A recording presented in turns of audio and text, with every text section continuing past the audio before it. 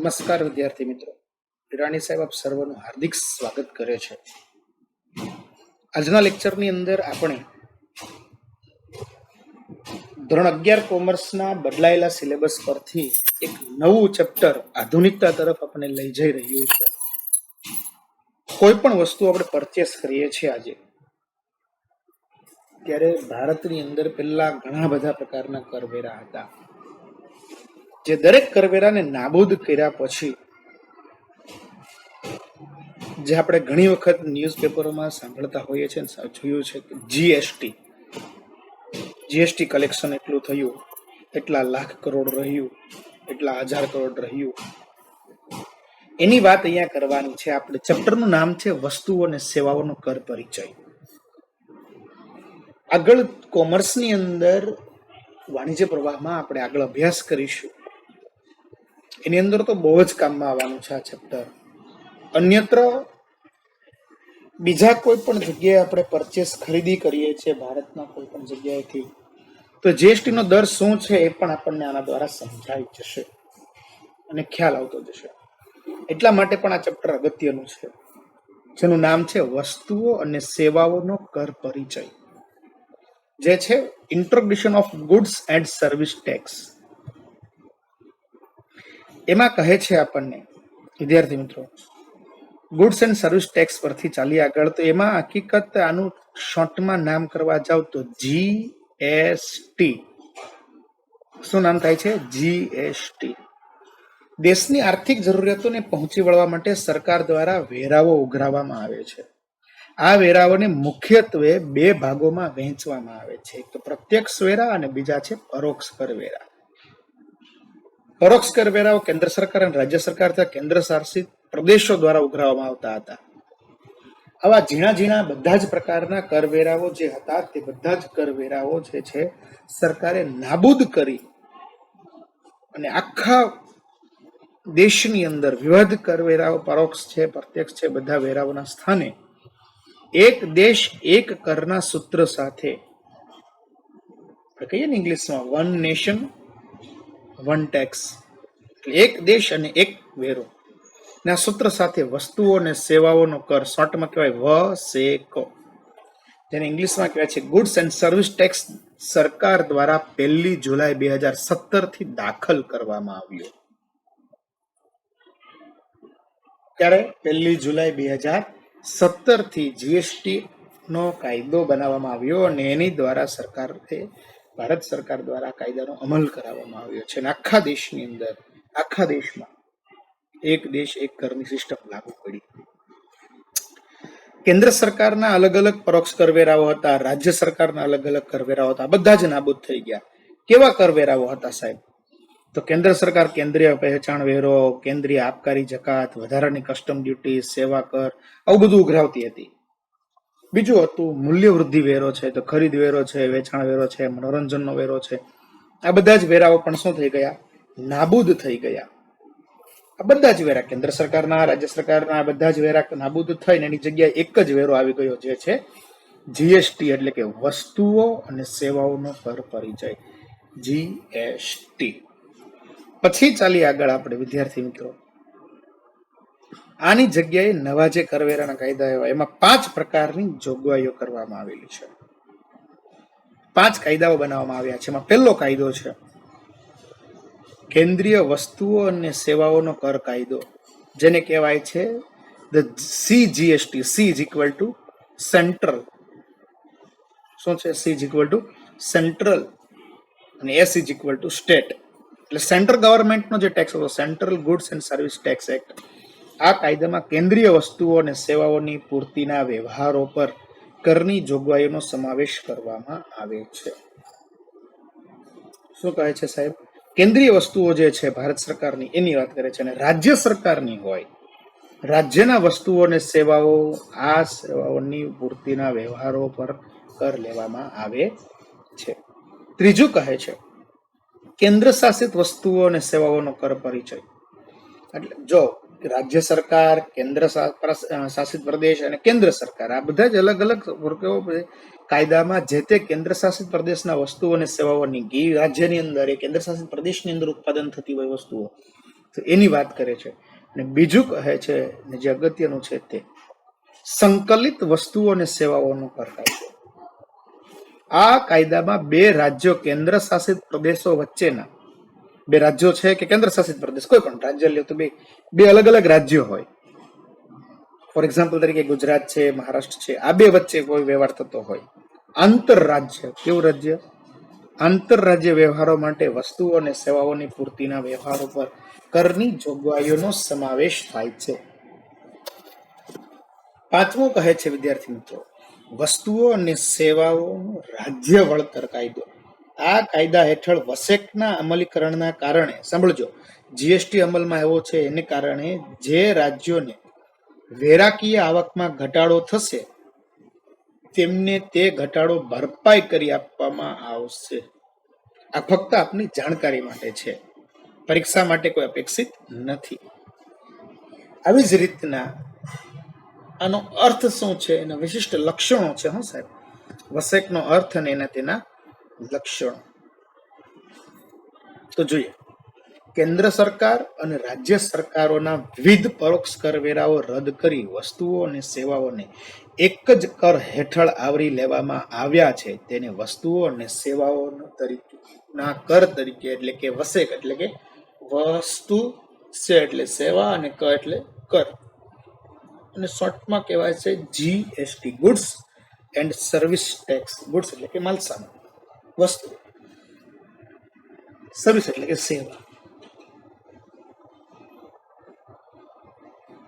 તરીકે ઓળખવામાં આવે છે.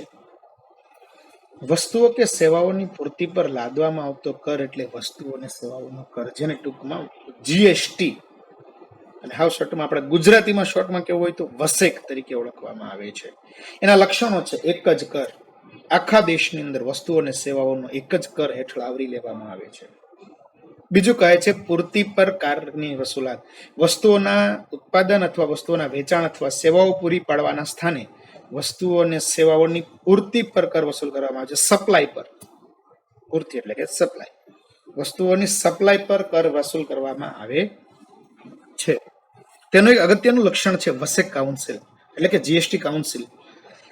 વસેકની તમામ કામગીરી વસેક કાઉન્સિલ એટલે કે જીએસટી કાઉન્સિલ હેઠળ થાય છે. જીએસટી કાઉન્સિલમાં દરેક રાજ્ય પ્રતિનિધિત્વ ધરાવે છે અને તેના અધ્યક્ષ તરીકે કેન્દ્રના નાણામંત્રી, કેન્દ્ર સરકારની અંદર જે નાણામંત્રી હોય તેનો ભાગ ભજવે છે. કેન્દ્રના નાણામંત્રી કામગીરી ભજવે છે. વસેકના દરની વસેક કાઉન્સિલ દ્વારા ભલામણ કરવામાં આવે છે કે કેટલો દર ક્યાં રાખવો, કેટલા ટકા રાખવો. આ કાઉન્સિલ જે આપણે ઉપર ત્રીજા મુદ્દામાં જોયું તે જ નક્કી કરે છે. આયાત અને વસેક, વસ્તુઓ અને સેવાઓની આયાતને આંતરરાજ્ય પૂર્તિ તરીકે ધ્યાનમાં લેવામાં આવે છે. વસ્તુઓ અને સેવાઓની આયાતને આંતરરાજ્ય પૂર્તિ તરીકે ધ્યાનમાં લેવાય છે.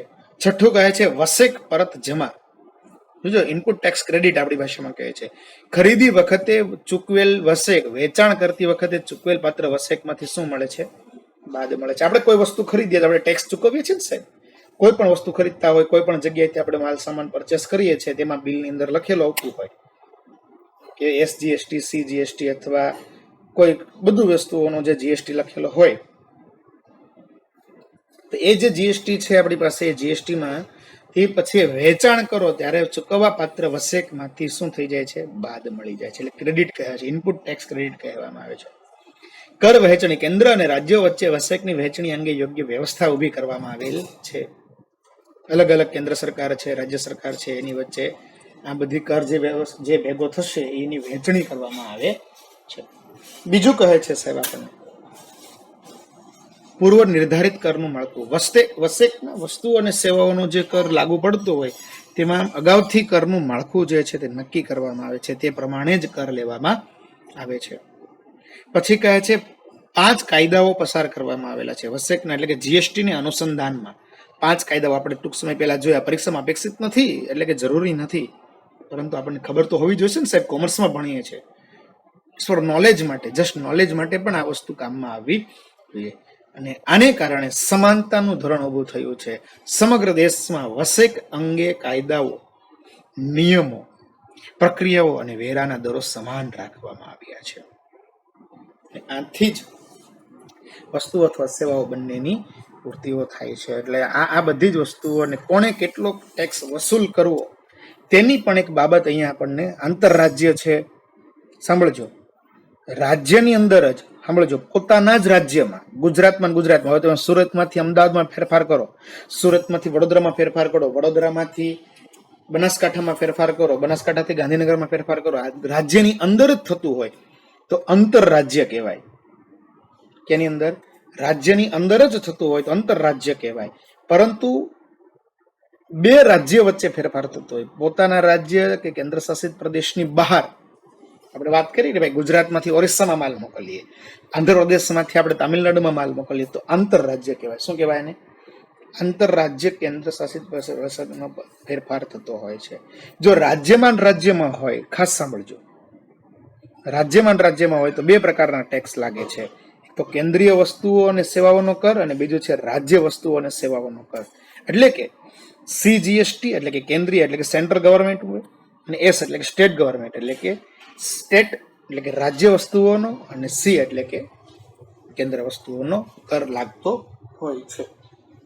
બીજી એક વાત કરે છે, સાહેબ જો તમે બે રાજ્ય વચ્ચે ફેરફાર કરો છો, ગુજરાતમાંથી રાજસ્થાનમાં, એવી રીતના બે રાજ્ય વચ્ચે જો તમે ફેરફાર કરી રહ્યા છો, વસ્તુઓને આપલે કરી રહ્યા છો, તો એમાં એક જ પ્રકારનો કર લાગે છે જેને કહેવામાં આવે છે IGST. બ માં ધ્યાન રાખી રહ્યા છો મિત્રો. બ, રાજ્ય બહાર, રાજ્યની બહાર થતું હોય, મેં કીધું ને, અમદાવાદથી તમે પછી કલકત્તા મોકલો તો રાજ્ય ચેન્જ થઈ ગયું કે ન થઈ ગયું? સિટી તો ભલે ચેન્જ થયું, પરંતુ ગુજરાત અને કલકત્તા વચ્ચે એટલે કે પશ્ચિમ બંગાળ વચ્ચે ફેરફાર થઈ રહ્યો છે. તો આવા બે રાજ્ય વચ્ચે આ પ્રકારની પૂર્તિમાં વસ્તુઓ, બમાં ધ્યાન આપી રહ્યા છો, વસ્તુઓ અથવા સેવાઓ અથવા બંનેની પૂર્તિ પોતાના રાજ્ય બહાર પૂરી પાડવામાં આવે છે, તો આ માટે જેને સંકલિત વેરો, એક જ પ્રકારનો વેરો વસૂલ કરાય છે. જો રાજ્યની અંદર થતું હોય ને તો આંતરરાજ્ય, ફરીથી એકવાર સાંભળીએ, રાજ્યની અંદર થતું હોય તો આંતરરાજ્ય, રાજ્યની બહાર થતું હોય, બે રાજ્ય વચ્ચે ફેરફાર થતો હોય તો IGST, સંકલિત વસેક તરીકે ઓળખવામાં આવે છે. આપણે ઉદાહરણ તરીકે આપ્યું છે, અમદાવાદનો વેપારી જયપુરમાં મોકલે છે, તો આની વાત કરવામાં આવે છે. ખાસ સાંભળજો વિદ્યાર્થી મિત્રો, વસ્તુ અને સેવાઓની અંદર જે તે રાજ્યની અંદર થાય એટલે કે આંતરરાજ્ય કહેવાય. શું કહેવાય? રાજ્યની અંદર જ હોય તો આંતરરાજ્ય. એમાં બે પ્રકારના ટેક્સ લાગે છે, એક CGST એટલે કે કેન્દ્રીય વસેક અને SGST એટલે કે રાજ્ય વસેક. UT એટલે કે કેન્દ્ર શાસિત પ્રદેશ, અર્ધ ગવર્મેન્ટ હોય છે. દિલ્હી છે, ઘણા એવા રાજ્યો છે, દીવ છે, દમણ છે, દાદરા નગર હવેલી છે, આ બધા કેવા છે સાહેબ? કેન્દ્ર શાસિત પ્રદેશ છે. આની વાત કરી એટલે કે રાજ્યની અંદર જ ફેરફાર થતો હોય તો આંતરરાજ્ય, અને બે રાજ્યો વચ્ચે ફેરફાર થાય આંતરરાજ્ય. આંતર એટલે કે આ રાજ્યમાંથી બીજા રાજ્યમાં, તો આંતરરાજ્યમાં હોય તો IGST લાગે છે. ખરીદી હોય તો આવક પૂર્તિ, સાંભળજો, ખરીદીથી માલ સામાન આવે ને તો આવક પૂર્તિ, અને વેચાણ હોય તો જાવક પૂર્તિ. ખાસ સાંભળજો, ખરીદી હોય તો આવક પૂર્તિ, રાજ્યની અંદર હોય તો બે પ્રકારના વેરા, અને આઉટ રાજ્ય હોય તો IGST. એવી રીતના વેચાણ હોય, શું હોય?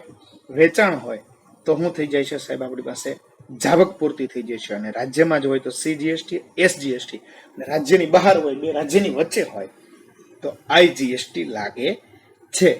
એટલે આ બધા જ શબ્દો જે છે આપણા માટે ખૂબ જ કામનો. આનાથી ફાયદો શું થાય છે સાહેબ? વસેકનો કઈ ફાયદો તો હશે ને? વસેકનો ફાયદો છે, આખા દેશની અંદર એક જ કરની વ્યવસ્થા ઊભી થઈ. કેન્દ્ર સરકાર અને રાજ્ય સરકારના વિવિધ પરોક્ષ કરોના સ્થાને એક જ કરની વ્યવસ્થા ઊભી કરવામાં આવી. બીજું કહે છે સરળ કર વ્યવસ્થા. વિવિધ પ્રકારના પરોક્ષ કરવેરાઓ રદ થવાથી પરોક્ષ કર વ્યવસ્થા સરળ બની ગઈ. બધા જ કેટલા પ્રકારના ચેપ્ટરની શરૂઆતમાં આપણે જોઈને કેન્દ્ર સરકારના વેરાઓ હતા, રાજ્ય સરકારના વેરાઓ હતા, બધા વેરાઓ રદ કરી અને એક સિસ્ટમ ઊભી કરી દેવામાં આવી છે. બીજું કહે છે સાહેબ બેવડા કર દો. બે પ્રકારના કર પહેલા આવતા હતા. વસેકના અમલીકરણ પહેલા કર ભરનારો માટે બેવડા કર ભરવાની જવાબદારી ઊભી થતી હતી. બે પ્રકારના, ત્રણ પ્રકારના પરોક્ષ વેરા, પ્રત્યક્ષ વેરા, એ બધા પ્રકારના વેરા ઉભા હતા. હવે બધા કેવા થઈ ગયા? દૂર થઈ ગઈ છે. ભાવ ઘટાડાના લાભ મળે છે સાહેબ આપણને. ઉપભોક્તા માટે વસ્તુઓ અને સેવાઓના ભાવમાં ઘટાડો થવા પામે છે, કારણ કે અલગ અલગ પ્રકારના બધા જ વેરા નાબૂદ થઈ ગયા, એની જગ્યાએ એક જ કરવેરો છે તે અમલમાં આવી ગયો, એટલા માટે ભાવ ઘટાડાનો પણ આપણને શું થયો, લાભ મળ્યો. પાંચમું કહે છે સમાન વેરો. દેશવ્યાપી સમાન વેરાની વ્યવસ્થા ઊભી કરવામાં આવી, એને કારણે આખા દેશની અંદર વેરો છે તે કેવો થયો, સમાન ઊભો થયો. કર ચોરીમાં ઘટાડો થયો. કર ચોરીના દૂષણમાં ઘટાડો અને કર વ્યવસ્થામાં પારદર્શિકતા સ્થાપિત થાય છે. આને કારણે શું થાય છે, વૃદ્ધિ થાય છે. બીજું કહે છે વસેક પરત જમા. શું થાય છે, વસેકમાં પરત જમા થાય. આપણી ભાષામાં કહે છે ને input credit, input tax dead થાય છે, જે એટલે ખરીદી પર ચૂકવવામાં આવેલ વસેક વેચાણ પર ચૂકવાપત્ર વસેકમાંથી એટલે કે જીએસટી માંથી શું મળે છે, બાદ મળે છે. તેથી કર ભરનારે ચોખ્ખી રકમ ભરવાની હોય છે. આઠમું કહે છે અર્થતંત્રમાં ઉપયોગી છે. અર્થવ્યવસ્થા મજબૂતાઈ પ્રાપ્ત થાય છે. અર્થવ્યવસ્થા છે કેવું થઈ જાય છે, મજબૂતાઈ પ્રાપ્ત કરે છે. પછી કહે છે સાહેબ સમાન પ્રાદેશિક વિકાસ થાય છે. રાજ્યોનો સમાન વિકાસ થવા પામશે, પ્રાદેશિક અસમાનતા ઘટવા પામશે. એકબીજા રાજ્યોમાં સમાન રીતે જે કંઈ પોતાના રાજ્યમાં ઊભું થાય તો પોતાના રાજ્યમાં ટેક્સનો વસ્તુ હોય તો એમાં કેન્દ્ર સરકારને પણ હિસ્સો મળે છે. કેન્દ્ર સરકાર જે જગ્યાએ ઘટાડો થયો હોય તેના ઘટાડો એને આપી દે છે. આપણે જોયું હતું ને. એટલે કાંઈ છે વહીવટી કામગીરીમાં ઘટાડો. 10મો મુદ્દો કર ભરનારની હિસાબી કામગીરીમાં પણ શું થાય છે, ઘટાડો થવા પામે છે. હિસાબી કામગીરીઓ છે, બહુ બધા પ્રકારના કરવેરા હોતા અલગ અલગ સુધીરી જાય છે. સરકારી કામગીરીમાં ઘટાડો થઈ જાય છે. કરવેરાની ઓફિસોની કામગીરીમાં પણ ઘટાડો થઈ જાય, કારણ કે આખી જ વસ્તુઓ છે, અલગ અલગ ટેક્સ છે, ટેક્સનો સ્લેબ હોય, આખું એનું જીએસટીનું પોર્ટલ છે, આખું સરકારે ઊભું કર્યું છે ઓનલાઈન સિસ્ટમથી, એમાં જ આ વસ્તુઓ બધી ઊભી કરવામાં આવે છે. પછી કહે છે વસ્તુઓ અને સેવાઓના દર છે, અલગ અલગ દર ઊભા કરવામાં આવે છે. કોઈ એક અલગ અલગ પરિશિષ્ટમાં કેટલી બધારી વસ્તુઓ આવતી હોય, હવે બધું જ અત્યારે આમાં લેવા જઈએ તો ભારતમાં કેટલા પ્રકારની વસ્તુઓ બનતી હોય છે. એમ તો 0 થી 28% સુધીના દર અમલમાં આવેલા છે.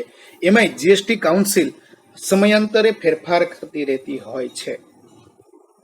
પરિશિષ્ટ 1 ની અંદર કેટલી પ્રકારની વસ્તુઓ આવતી હોય, જે વસ્તુઓ પરિશિષ્ટ 1 માં આવતી હોય એને 5% વેરો લાગે છે. આઈજીએસટી હોય તો, એટલે કે બે રાજ્ય વચ્ચે થાય તો, અને એક જ રાજ્યની અંદર થતું હોય તો સીજીએસટી એટલે કે કેન્દ્ર સરકારનો 2.5% વેરો લાગે અને રાજ્ય સરકારનો પણ 2.5% વેરો લાગે છે.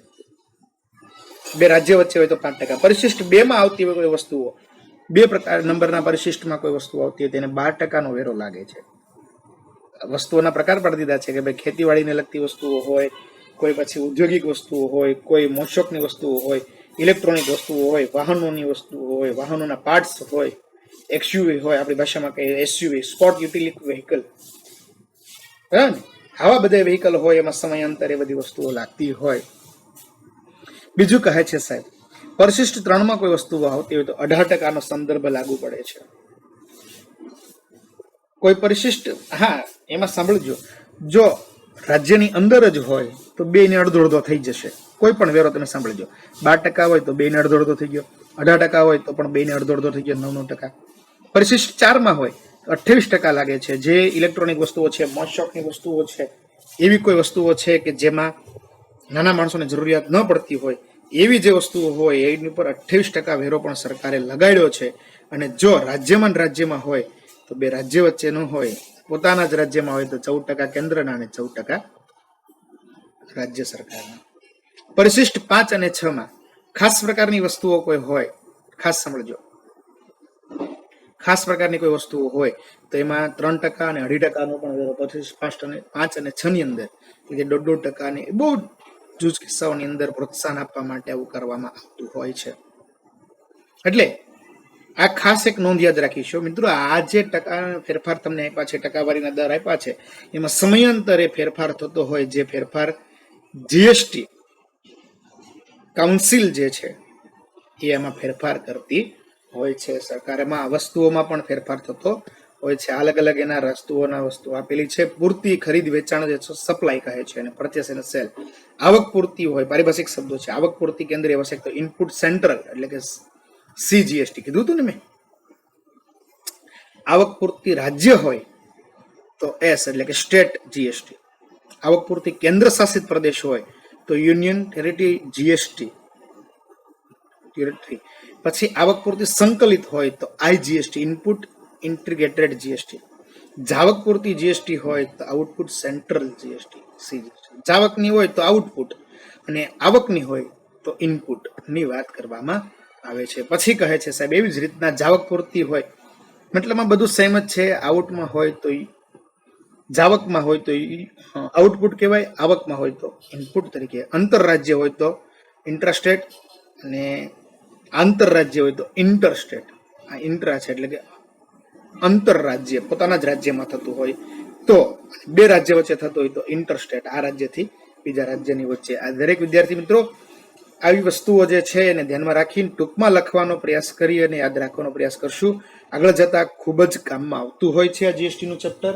આ સાથે જીએસટી ના લેક્ચરને પણ આપણે અહીંયા શું કરીશું, પૂર્ણ કરીશું. આગળના ચેપ્ટરોમાં પણ મિત્રો ધ્યાનમાં રાખીશું બે રાજ્ય વચ્ચે થતો હોય ફેરફાર, એક જ તો આઈજીએસટી એક જ રાજ્યની અંદર બે શહેરમાં ફેરફાર થતો હોય રાજ્યના અંદર તો સીજીએસટી એસજીએસટી ને ધ્યાનમાં રાખીશું. આ ચેપ્ટરને અહીંયા પૂર્ણ કરીએ. અસ્તુ.